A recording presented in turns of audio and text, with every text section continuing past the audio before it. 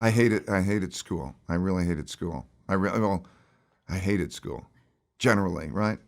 Because it was this instruction following thing. Now, I bet you it's probably also because I wasn't good at it. I mean, I suspect I wasn't good at it. Maybe to some extent it was that, yes, I wanted to pursue the understanding. I always liked the understanding, but I think I was just built that way, right? So some people, it sticks. And some people, like I've got a great conceptual memory and a terrible rote memory. So if I have a story, I could tell you year by year kind of what happened within a story, within a context. But if I was to go into, like a memory-based learning, it's terrible. I have a terrible rote memory. My situation was I did terribly in high school. I hated high school. I just wouldn't study. I would remember that, my mother would send me to my room and say, "You have to study," and I wouldn't study. I would refuse. I'd do anything. I would be alone in the room. I'd find something to think about or do, and I wouldn't study. And I did terrible in high school, and I barely got into a college that C.W. Post College, which people, it was just it was a great college for me at the time. And it was only then that I could begin to pick my courses. So then I began to pick things that were interesting to me. And then it was exciting. I loved it, right? And you had the free time. Like college, other school, most of the time, you go at a certain time, the bell rings, you go to the next class, it's packed in. In college, there was freedom. I always loved freedom. I remember when I got my car or whatever it would be, anything that brought me freedom, I loved. And so college allowed me freedom, the freedom to choose the subjects largely that I was interested in, the freedom of time. And so I did very well in college. And then I went to Harvard Business School.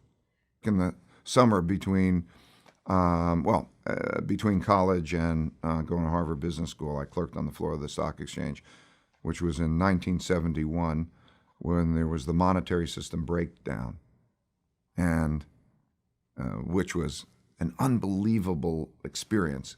And it was, I was wrong many times in the markets up to that, but this was one of those really telling times. So I watched it follow developments day by day up until the breakdown. And what I was seeing is that the world financial system, money as we knew it, dollars, were not being accepted.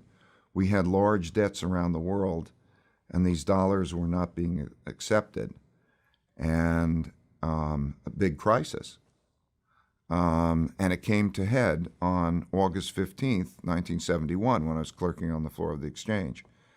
And President Nixon, on Sunday night, gets in front of the television and announces the floating of the dollar. In other words, we're going off the gold standard. And at that time, money had no value except as a claim against gold, because money was like checks in your checkbook. Right? It had no value, no intrinsic value. So now there was going to be the severing of the relationship. It's like now you can keep the checks, but you can't have the money that's in the bank. And so that, I figured, wow, what a shock. And I walked on to the floor of the New York Stock Exchange where I'm clerking, and I come there, and the stock market went up the most it ever went up in a long time, in many years. And that was the first time that happened.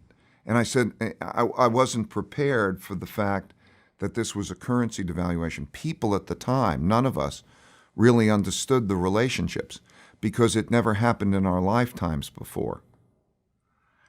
So I started to do research. I always wanted to understand how it made sense, and I realized that there were currency devaluations that happened many times in history. So, for example, in 1933, in March of 1933, in the Great Depression, the same thing happened for the same reasons. There was too much debt, and they had to print money. And when you print money, you have this kind of effect.